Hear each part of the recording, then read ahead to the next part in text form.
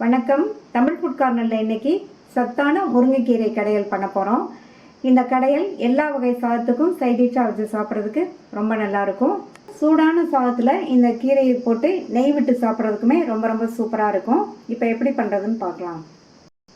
100 gram துவரம் பருப்பை wash பண்ணி வச்சுருக்கேன். இதை இந்த குக்கரில் சேர்த்துட்டு இது கூட 1/4 டீஸ்பூனில் பாதி மஞ்சள் தூள், 1/4 கப் தண்ணி சேர்த்துருக்கேன். மூடி போட்டு ஸ்டீம் வந்ததுக்கப்புறமா வெயிட் போட்டு மீடியம் ஃப்ளேமில் 3 விசில் வேக வச்சுக்கலாம்.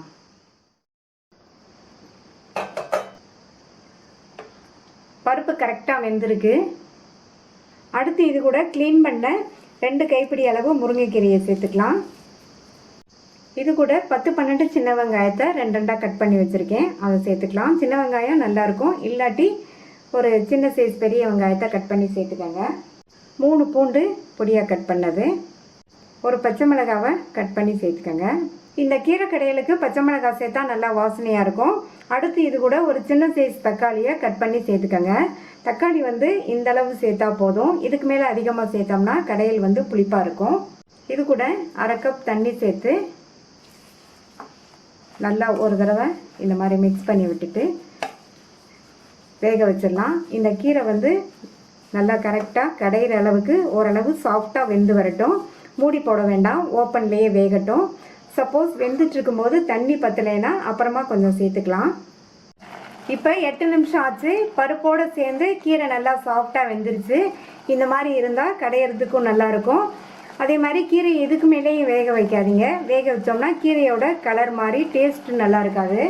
இப்போ சூடாக இருக்கும்போதே இதில் 1/2 டீஸ்பூன் சீரகம் சேர்த்துக்கலாம். சீரகம் சேர்த்தா நல்லா வாசனையாக இருக்கும். அடுத்து இந்த கீரைக்கு தேவையான அளவு உப்பு சேர்த்துக்கலாம். எப்போவுமே கீரைக்கு கடைசியில் தான் உப்பு சேர்க்கணும். உப்பு சேர்த்துட்டு நல்லா கலந்து விட்டுட்டு ஸ்டவ் ஆஃப் பண்ணிவிட்டு இதை வேறு பாத்திரத்துக்கு மாற்றி வச்சிடலாம். கீரையை நான் இப்போ ஒரு மண் பாத்திரத்துக்கு மாற்றிருக்கேன். இந்த மாதிரி மண் பாத்திரம்னா கீரையை கடையிறதுக்கு ஈஸியாக இருக்கும். நான் இந்த மத்தை வச்சு கடைய போகிறேன். அதே மாதிரி கீரை சூடாக இருக்கும்போதே கடைஞ்சிடணும். அப்போ தான் நல்லா ஈஸியாக கடைய முடியும்.